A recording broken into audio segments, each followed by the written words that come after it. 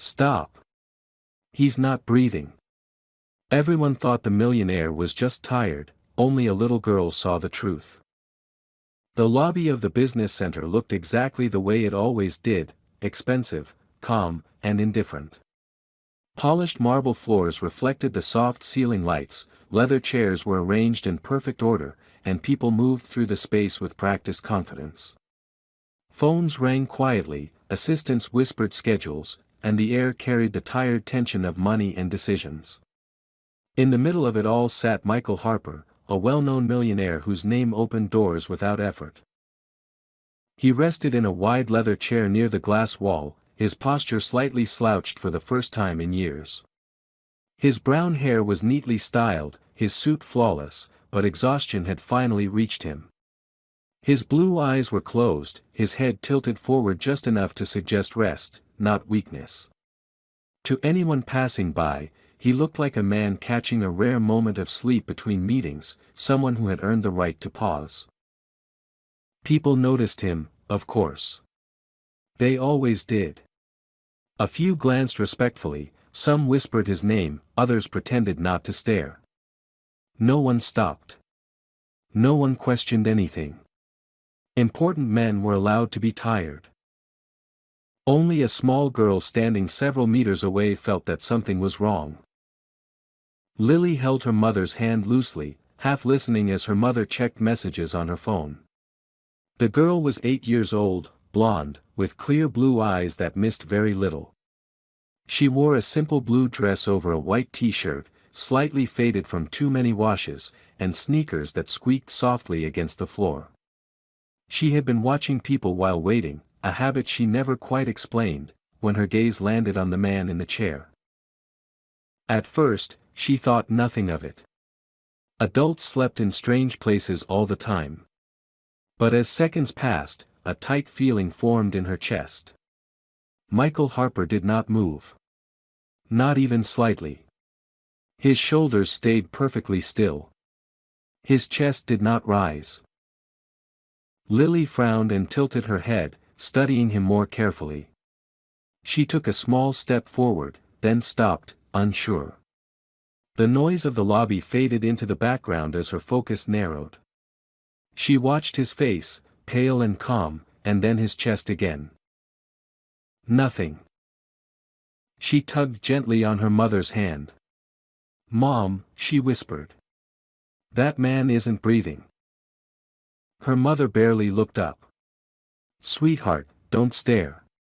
He's just tired," she said distractedly, squeezing Lily's hand and pulling it back toward her. But Lily couldn't look away. The wrongness grew heavier, louder inside her head.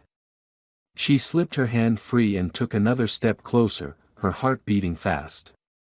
She had seen people sleep before. This was different. This was too still. She stood directly in front of him now, close enough to see the faint shadow under his eyes, close enough to feel how quiet he was. Panic rose sharply in her throat. "Stop!" Lily suddenly screamed, her voice cutting through the lobby like glass breaking. "He's not breathing." Conversations halted. Phones lowered. Heads turned. For a moment, no one moved. For a heartbeat, the lobby seemed to forget how to function. Lily's shout hung in the air, too sharp and too sudden for people to process immediately. A few heads turned toward her with annoyance, others with mild curiosity, but most faces carried the same expression, disbelief. Important places were not meant for emergencies caused by children's imaginations. Her mother rushed forward, embarrassment flooding her face as she reached for Lily's arm. "Lily, stop it," she whispered urgently. "You can't yell like that. Everyone's looking." But Lily pulled her arm back. Her eyes never left the man in the chair. "I'm not lying," she insisted, her voice shaking but loud enough to be heard. "He's not breathing. Look." A man in an expensive suit nearby let out a short laugh. "Kids these days," he muttered. "Always dramatic." Another woman shook her head. He's probably just exhausted. You can see that kind of thing everywhere. Lily felt her throat tighten. The laughter and dismissive voices pressed against her like a wall, but the fear inside her was stronger. She stepped closer to Michael, close enough now that she could see the stillness of his chest with terrifying clarity. He's not moving, she said again, quieter this time, as if begging someone to hear her. Please. Her mother hesitated, torn between pulling her daughter away and the growing unease in Lily's voice. Sir, she said uncertainly, addressing the man in the chair. Are you, all right? There was no response. The silence stretched uncomfortably. A security guard standing near the entrance frowned and started walking over, more annoyed than alarmed. What seems to be the problem here? He asked. The problem, Lily said quickly, pointing, is that he's not breathing. The guard crouched slightly, studying Michael's face. He waved a hand in front of the man's eyes, expecting a reaction. Nothing. His expression changed. He leaned closer, placing 2 fingers near Michael's neck, then quickly checked his chest. The guard's confident posture stiffened, and a pale look spread across his face. Call emergency services, he said sharply into his radio. Now. The words snapped the lobby back to life. Panic rippled through the crowd as people stepped away, suddenly aware that this was no misunderstanding. Someone dropped a phone. Another person backed into a chair. The laughter vanished, replaced by anxious whispers and hurried movements. Michael Harper was gently lowered from the chair to the floor as the guard and a nearby staff member worked together. One of them checked his airway, another began chest compressions with practiced urgency. Lily stood frozen a few steps away, her hands clenched into fists. Her heart pounded so loudly she could hear it in her ears. She watched every movement, every push on his chest, every second that passed without a breath. Come on, she whispered, barely aware she was speaking. Please. Her mother knelt beside her, pulling her close, trembling now. You did the right thing, she murmured, though fear cracked her voice. Sirens wailed faintly in the distance, growing louder with each passing second. People who had dismissed Lily moments earlier now stared at her in shock, some with guilt, others with awe. The small girl in the blue dress, the one they hadn't taken seriously, was the reason anyone was even trying to save the man on the floor. When the paramedics finally burst through the doors, the lobby was unrecognizable. Calm had been replaced by chaos, indifference by fear. And at the center of it all stood Lily, her eyes fixed on the man she had refused to walk past, unaware that her voice had already changed everything. The paramedics moved with controlled urgency, their presence instantly shifting the atmosphere of the lobby. Bright medical bags hit the floor, equipment was unpacked, and clear commands cut through the noise as people were pushed back to make space. Someone guided Lily and her mother a few steps away, but Lily resisted at first, her eyes locked on Michael's still body. Let them work, her mother whispered, her voice breaking as she pulled Lily gently to her side. Lily nodded, though every part of her wanted to stay closer, to make sure they didn't stop, to make sure he didn't disappear into the silence she had noticed first. Her hands were trembling now, the adrenaline finally catching up with her small body. The paramedics checked Michael's pulse again, then his breathing, then exchanged a quick look that needed no words. One of them began compressions with renewed force while the other prepared oxygen and a monitor. The machine beeped sharply as it searched for a rhythm that wasn't there. Come on, stay with us, one of the paramedics muttered under his breath. Time stretched in strange ways. Seconds felt endless, then suddenly too fast. Lily watched the rise and fall of the paramedic's arms, counting without realizing she was doing it, her lips moving silently. Around her, people stood frozen, some covering their mouths, others staring at the floor, unable to look. Someone whispered Michael Harper's name, and that seemed to make everything heavier. This wasn't just a man anymore. This was someone important, someone powerful, someone who was not supposed to be lying motionless on a marble floor. The monitor let out a long, flat sound that made Lily's stomach twist painfully. Her mother tightened her grip on Lily's shoulders. "Don't look," she said softly. But Lily couldn't stop. Then, suddenly, the sound changed. A sharp beep cut through the air, followed by another. The paramedic leaned closer to the monitor, eyes narrowing, then nodded once. "We've got something," he said. "Weak, but it's there." A wave of movement followed. Oxygen was adjusted. Michael's chest lifted slightly under assisted breathing. The stillness Lily had noticed earlier began to break, slowly, cautiously, as if life itself was testing whether it was safe to return. Lily's knees nearly gave out in relief. She sank onto a nearby chair, her body shaking now that the fear had somewhere to go. Her mother knelt in front of her, cupping her face. "You were so brave," she whispered, tears streaming freely now. "So brave." "I was scared," Lily admitted, her voice small. "I thought no one would listen." Her mother pulled her into a tight embrace. "I'm so glad you didn't stop talking." The paramedics lifted Michael onto a stretcher, securing straps and checking vitals with focused efficiency. As they wheeled him toward the exit, one of them glanced back at Lily. "You did good, kid," he said, his voice calm but sincere. "You really did."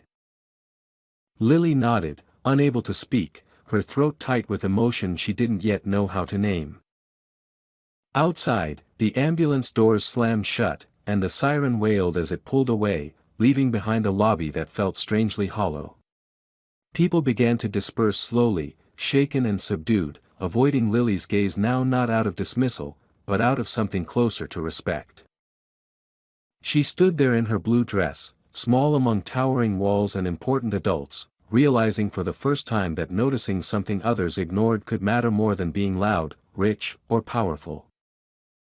And as the sound of the sirens faded into the distance, Lily understood that whatever happened next, the moment she spoke up would never leave her.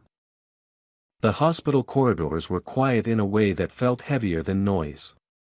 Lily sat on a plastic chair near the emergency room doors, her feet dangling above the floor, swinging slowly without rhythm.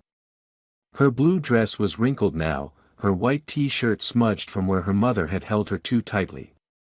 Everything smelled like disinfectant and something sharp that made Lily's nose sting when she breathed too deeply. Her mother sat beside her, arms wrapped around herself, staring at the doors as if she could force them to open by sheer will. Neither of them spoke. Words felt dangerous, as if saying the wrong thing might undo whatever fragile progress was happening on the other side of those walls. Lily replayed the moment again and again in her head. The stillness. The way his chest hadn't moved. The way everyone had looked past him until she screamed. Her hands curled into fists in her lap. She wondered what would have happened if she had stayed quiet like she was usually told to do, if she had listened to the part of herself that always warned her not to cause trouble. After what felt like hours but was probably less than 30 minutes, a doctor stepped into the waiting area. He looked tired, his mask pulled down around his neck, his eyes serious but not cold. Lily felt her mother tense instantly. "Family of Michael Harper?" the doctor asked. Her mother hesitated, then stood. We were with him when it happened," she said carefully. The doctor nodded, studying Lily for a brief moment longer than necessary. "He's alive," he said. "He suffered sudden respiratory arrest caused by an undiagnosed heart condition. If intervention had been delayed even slightly, the outcome would have been very different." Lily felt something inside her loosen, a tight knot she hadn't realized she was holding. She let out a shaky breath and pressed her hands against her knees to stop them from trembling. "Can we see him?" her mother asked. "Not yet," the doctor replied. "But he's stable. Anne."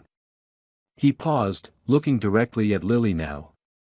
"You're the one who noticed first, aren't you?" Lily nodded slowly. "You did exactly what you should have done," he said gently. "You saved his life."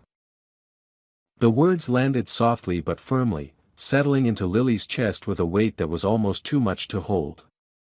She wasn't sure how to respond, so she simply nodded again, her eyes burning. Later, a man in a dark suit approached them. He introduced himself quietly as part of Michael Harper's security team and explained that everything they needed would be taken care of: transportation home, follow-up, anything at all. Lily barely listened. Her thoughts were still with the man behind the emergency room doors. That night, at home, Lily couldn't sleep. She lay in bed staring at the ceiling, listening to the familiar sounds of the apartment building: footsteps above, a television murmuring somewhere, a car passing outside. Her heart raced every time she closed her eyes. Each time she did, she saw his face, still and pale, and then the moment the monitor beeped again. Her mother sat on the edge of the bed and brushed Lily's hair back gently. "You don't have to be strong now," she said softly. "You can rest." "I was scared," Lily whispered. "What if I was wrong?" Her mother shook her head. "You trusted yourself," she said. "That matters." The next morning, news spread quickly. Lily overheard neighbors talking in hushed voices about the businessman who nearly died in a lobby downtown. No one knew her name. No one knew it had been a little girl who had stopped and noticed. And somehow, Lily was glad for that. But deep down, she felt a quiet change she couldn't explain. A shift that told her something important had already happened. She had learned that listening to that small, uneasy feeling inside her wasn't a mistake. It was a responsibility. The days that followed moved slowly, as if time itself needed to recover from what had happened. Lily returned to school, but nothing felt the same. Classrooms were louder than she remembered, or maybe she was just listening differently now.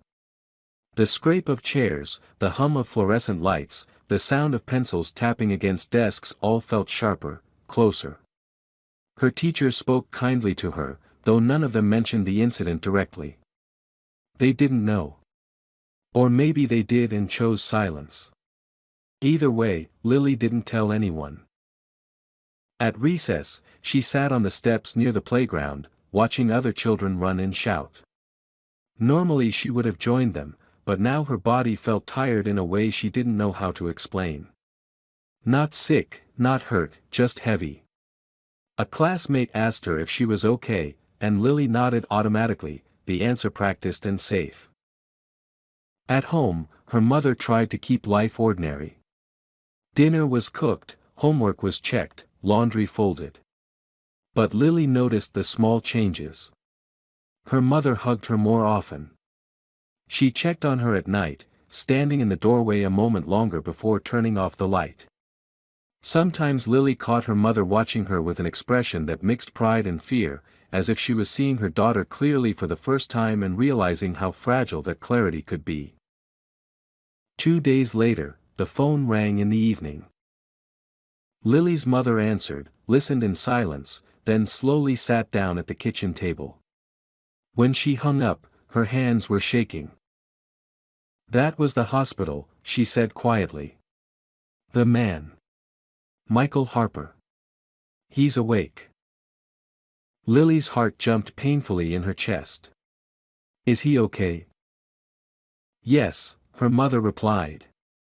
"He asked about you." The words felt unreal, like something from a story Lily wasn't sure she belonged in.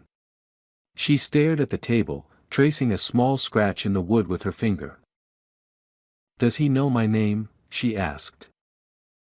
Her mother shook her head. "Not yet."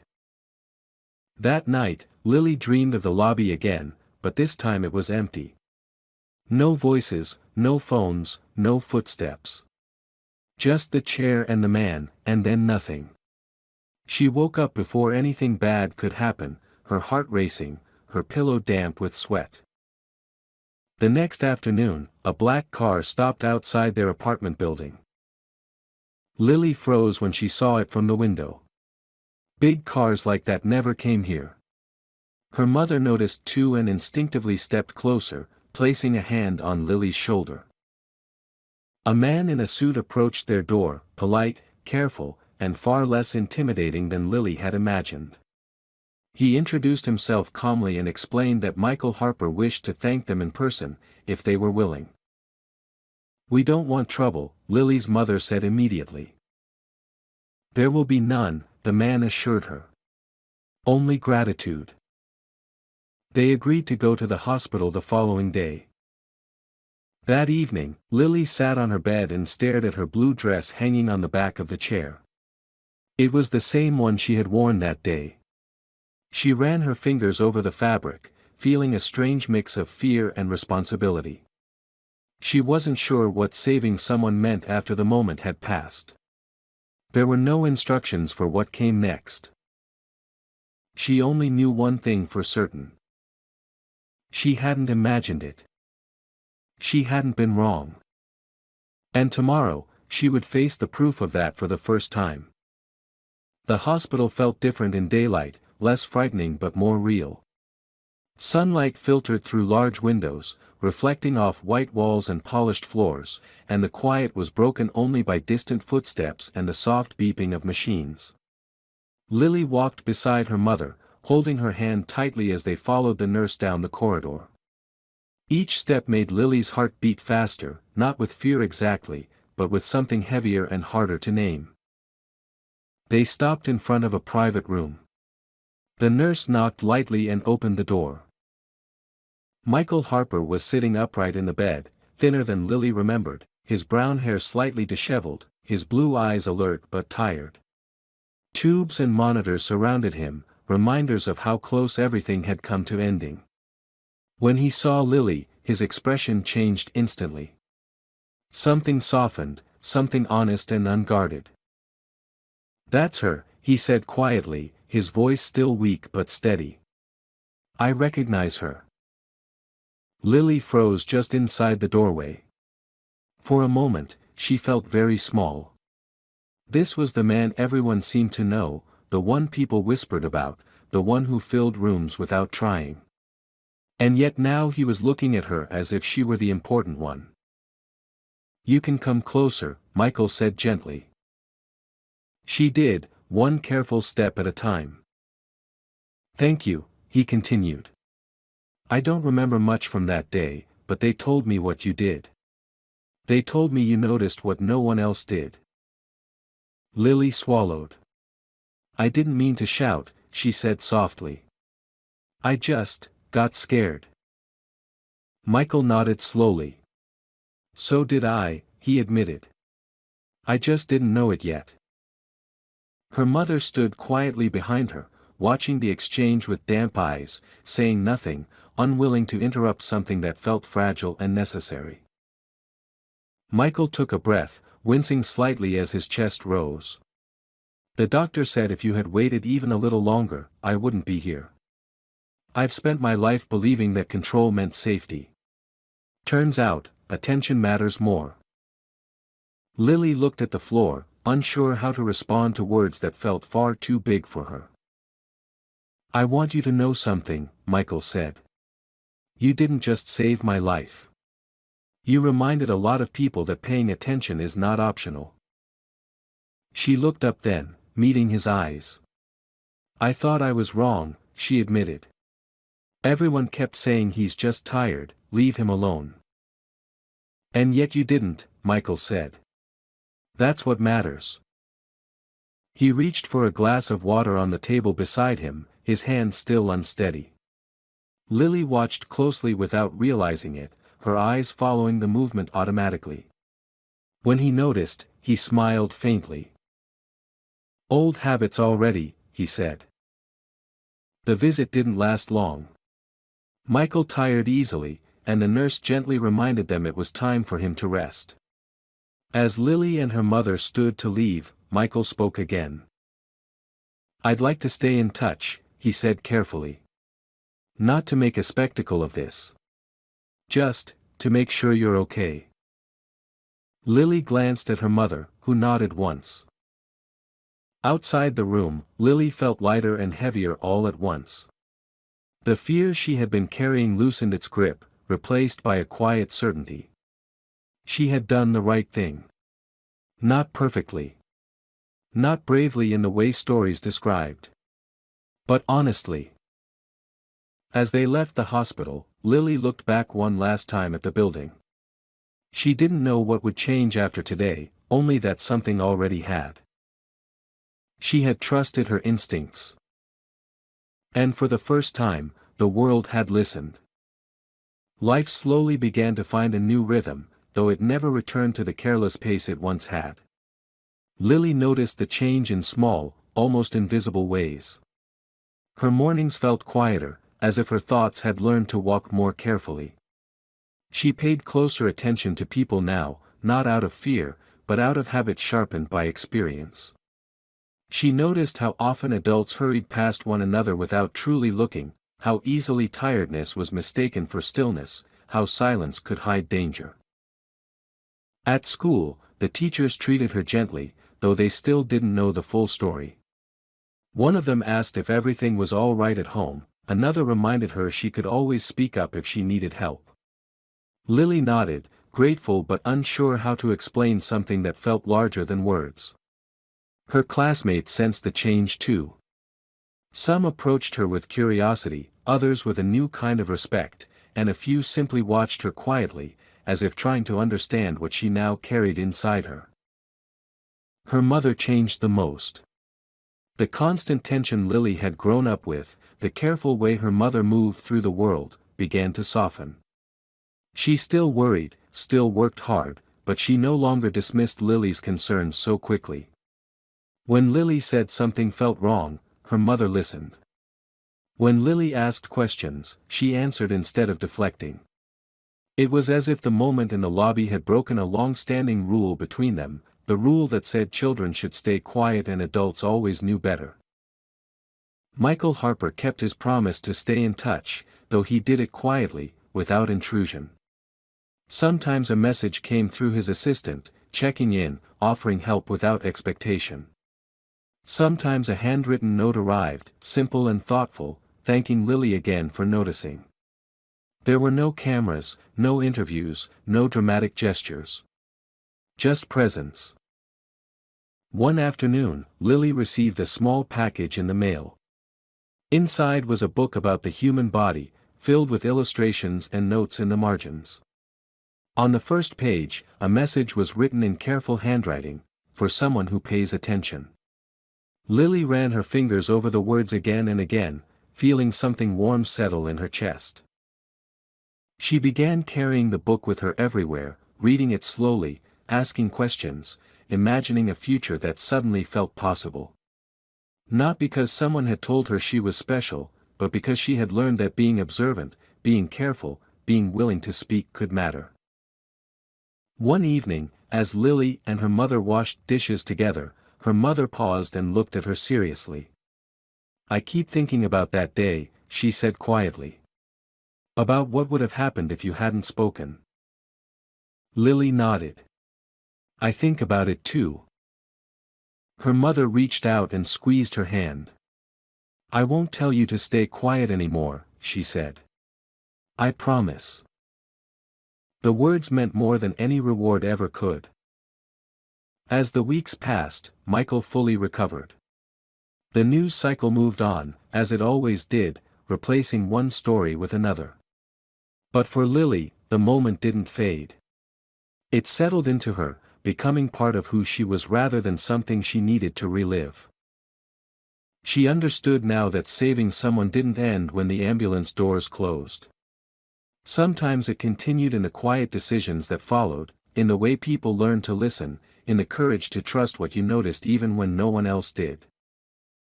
And Lily knew, with calm certainty, that whatever her future held, she would never ignore that inner voice again.